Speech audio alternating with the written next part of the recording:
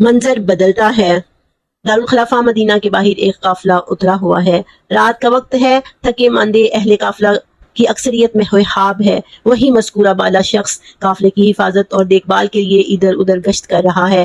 آثنائے گشت میں ایک خیمے سے ایک شیر خوار بچے کے رونے کی آواز آتی ہے۔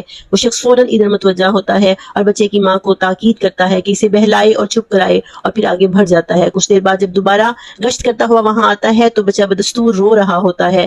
یہ دیکھ کر وہ قدرے غصے کے ساتھ عورت سے کہتا ہے، تو بڑی بے رحم ماں ہے کہ بچے کو رلائی جا رہی ہے اور چپ نہیں کراتی۔ عورت جواب دیتی ہے، اے شخص اپنی راہ لے اور مجھے بار بار پریشان نہ کر، میں اس کا دودھ چھڑانا چاہتی ہوں، اسی لیے یہ ضد کرتا اور روتا ہے۔